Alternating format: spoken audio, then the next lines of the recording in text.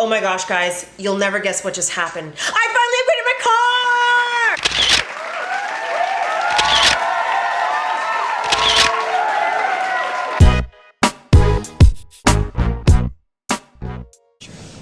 Hey guys, I'm coming to you from my new 2021 Mazda CX-5 Grand Touring. I have been a long-standing Mazda customer. My first ever car was a 2007 Mazda 3 Sport hatchback in Phantom Blue.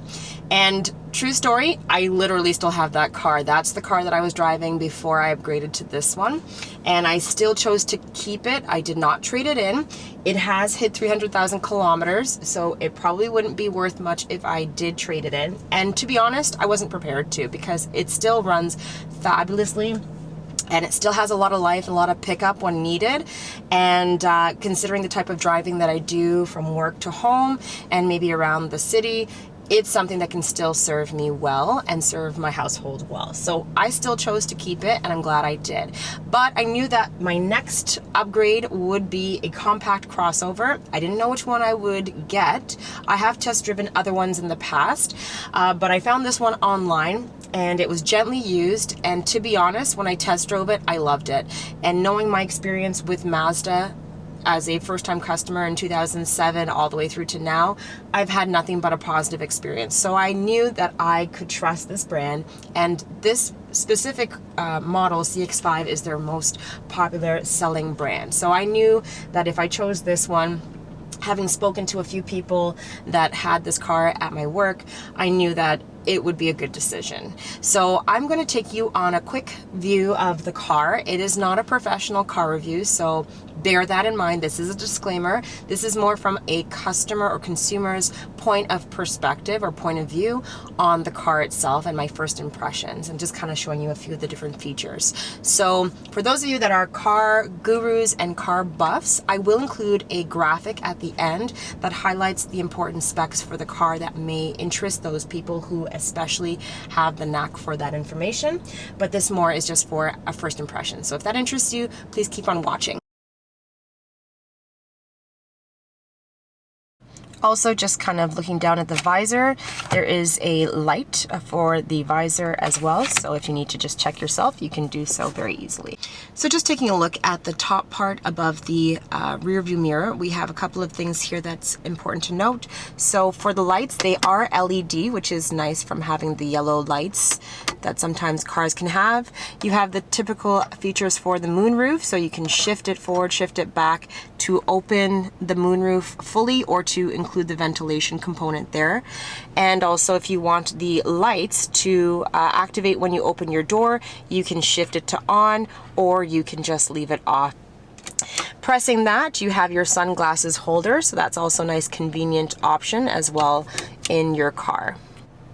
Okay, so just taking a look at a driver's perspective. So here we have the steering wheel, and on the steering wheel we have a couple of important features. So the adaptive cruise control features are featured here on this side of the steering wheel, and you can set it for the certain amount of car lengths that you'd like for your car sensor to adjust to. So 1 car length, 2 car lengths, all the way I think up to 4 car lengths. You can also just apply the regular cruise control feature as well as an option if that is something, especially on long drives, and just being able to maintain a safe distance from the driver in front of you. So I thought that was a pretty cool feature. On this side, there are obviously voice commands. So we have the voice command icon and the volume display, as well as for the information for the drive trip. And that is featured, of course, in the dials there in the center. So the first, or the center dial, is a digital one, and the one on the right and left are analog.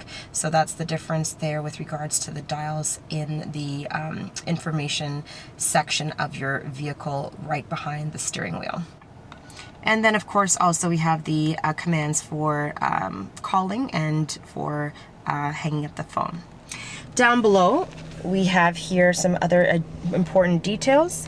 So we have the rear gate lift control there, as well as the off-roading feature if you choose to drive on maybe some difficult terrain, and also the lane keep assist. If you want to turn that off, you can also do so there to the bottom. Along the panel for the driver's side, there of course is the usual window controls, and also the side mirror controls as well. And here we have, of course, the infotainment section. So I'm just going to zoom in a little bit so you can see what it looks like. So I'm going to click the home screen, which takes me to this, and you can use the dials, which I'll go through momentarily, with regards to how to navigate through the car features. So this one being the Grand Touring, it does have the navigation chip. So when you click that, it will bring up the map and show you exactly where you are. Pressing the return button, it will take you back to the menu, and then we have communication, we have entertainment, and we have applications as well. Taking a look at the infotainment section of the Mazda CX-5 GT, using the knob or dial that's included on the console, you can navigate easily by turning it to the selected specific things that you'd like. So for settings, when you go to that part, by clicking down, it has a bunch of different things that you can adjust. So things like the display, the safety features as well, the brightness control, all those things. And if you want to move over, you just shift your dial over and it moves on. Display, safety features as well. So if you want to adjust or turn off certain things, you can do so by doing that. For sound, adjust those things just by, again, turning and rotating your dial, and then selecting by shifting it over right or left. For the clock feature, you can also change the format of that. You can adjust the time and do those types of things there. And then for vehicle information, rain sensing wipers, door locks, you can also do some cool things there. If you want to have it where the door lock mode, you can change that. If you want to, for example, have all 4 doors lock at the same time, you can do that. Or when locked in park, if you shift your gear to park, it will unlock the doors. Going back to the main home screen, also for navigation. So depending on the edition you have, there is a chip that would be included, or you'd have to purchase that for navigation. This one includes it, and so a navigation map will come up with, has the street names and have the appropriate information for the map as well. For applications, just want to focus there a little bit more. There are also some other things here. Fuel economy monitor. So if you want to know how good the car is on gas, you can do so by going to that information if that's something that interests you and you want to keep track of just kind of the efficiency of the vehicle. For entertainment, this car is Android and Apple CarPlay enabled.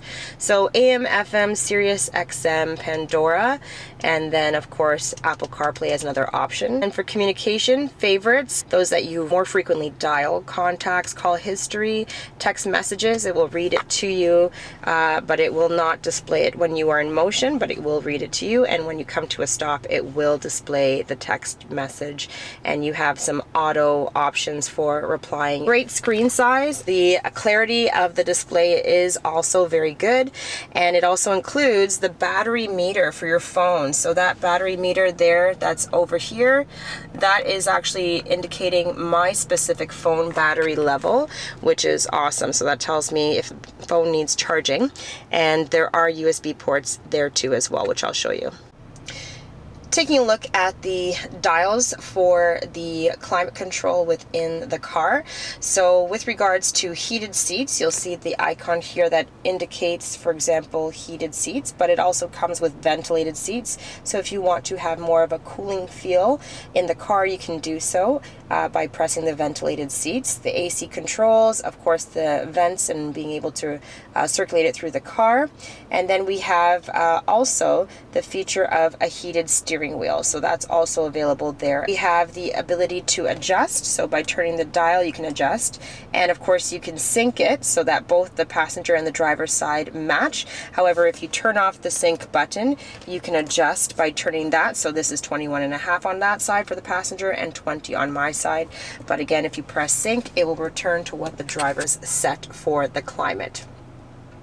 Okay, over here with regards to the transmission gear shift, so we have this is obviously an automatic car and the usual, and then we have the sport option. So if you want to change it to a sport option, so you click up and then you'll notice that here it shows the sport feature. That obviously will increase the consumption for gas. So if you're not looking to maybe go wild with that, you can turn it off just by pressing down on the button and it turns off the sport mode. Taking a look here at the center, we have the parking brake shifted up if you want to put the parking brake on. Once you shift the parking brake on, it will show that in the driver display as well. And in order to turn it off, all you have to do is press the brake and then press the button and it turns it off. Okay, so that's all you have to do for the parking brake. Also the feature of auto holds, if you are a lazy driver, I call it, but not so much. But if you're in a lot of traffic, or if in the drive-through lane of a Tim Hortons or McDonald's or anything else for that matter, and you don't want to really keep pressing the brake, you can apply the auto hold and it will hold the car in park, and all you have to do is accelerate in order for it to turn off and you are on your way. So this is the dial that is used for the infotainment. And so we have a return button, a music button, a home button to get back to the main screen. We have a nav button as well for navigation, and then a favorites button for the star. And this is where you have the volume control. It's kind of just some ideas there with regards to the console. We have the push start, of course, there, the vents that are plated with metal design, and then we have a nice wood trim there along the sides of the doors as well as the front, and also continued into the back seats as well. And just from a back seat perspective, so I'm not that tall, I'm 5'5", so with regards to where my seat is positioned for driver's side, I have lots of room here behind. We have a folder here in case, for whatever reason, you have reading material for your drivers or your passengers, I should say. Along the side, of course, the wood trim continues, and of course the window operation button there, and the leather seats, of course, that are featured in the back seat. Folding down the armrest, cup holders, and then we have heated seats feature for the passengers in the back, which is a nice feature. And then lifting this part up, we have USB's 2.1 amps there in the back for those passengers in the back who would like to charge their devices. Just looking at some features of the car when you approach it. So when you approach the car, all you have to do, of course, is just touch the center and it opens up and the car unlocks. Coming out of the car, it's the walk-away feature, so you walk away and the car will lock, the mirrors will fold, so you're able to see that this has the walk-away lock feature. And this is what the fob looks like. So it has a key on the inside that you can access. So in case the battery dies for whatever reason, you can access the key inside this fob in order to open the door. Also, you can keep the key inside the fob if the battery dies for operating it using the remotes on the fob. And to start the car, you just put it right up to the start stop button and it will turn the car on. Just on the side, when you look at the fob, locking, unlocking, and then of course the power gate at the back if you want to hold and open that, and also the panic button for safety. So that is what the fob looks like. Thanks for joining me on this video. Needless to say, I'm looking forward to many great years ahead with the Mazda CX-5 edition. Thanks for watching, guys.